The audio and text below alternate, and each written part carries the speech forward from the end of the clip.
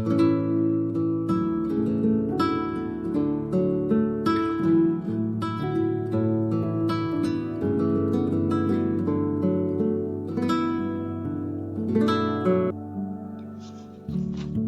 મળે અમને માટે તડકે તું તપાવે. ગરમી મળે અમને માટે તડકે તું તપાવે અને ફરી પોતાના ખોળે લઈ મીઠો છાંયડો તું જ અપાવે. ગરમી, ઠંડી, વરસાદ બારે માસ સૌને મીઠી હૂંફ આપતી જાય છે. મમ્મી, શું તું પણ થાકતી જાય છે?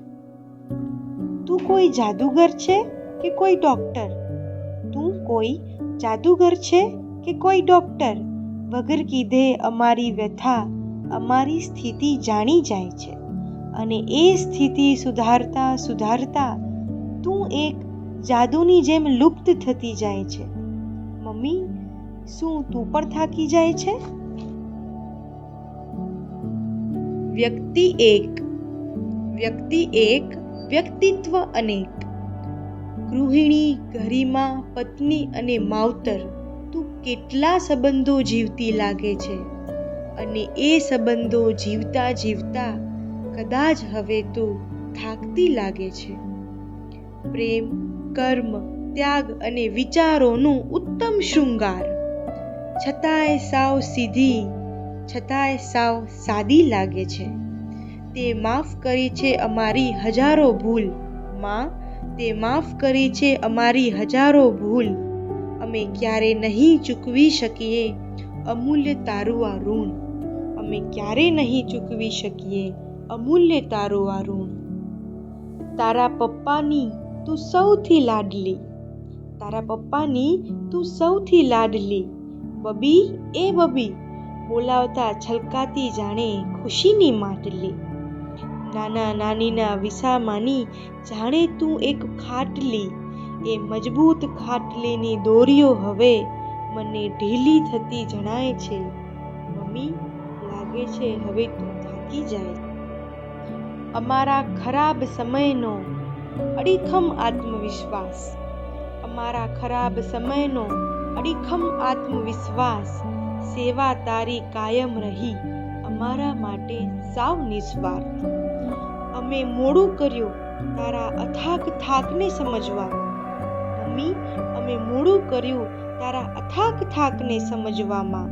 પણ હવે તારું જીવન પરોવજે માત્ર તારા આનંદને સમજવામાં.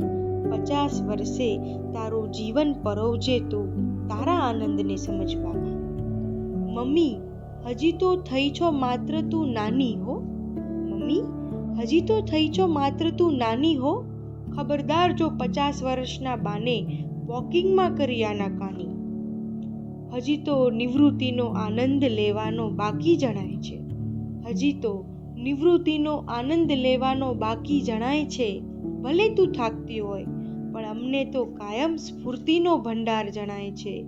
પણ અમને તો તું કાયમ સ્ફૂર્તિનો ભંડાર જણાય છે. ઘરમાં સૌથી વહેલી તું જાગી જાય છે. ઘરમાં સૌથી વહેલી તું જાગી જાય છે. બધાના ટાઈમ ટેબલ સાચવતા સાચવતા ક્યાંક ને ક્યાંક તું ખોવાઈ જાય છે. અમારા બધાના જીવનની સફળતામાં તારો અમૂલ્ય હાથ જણાય છે.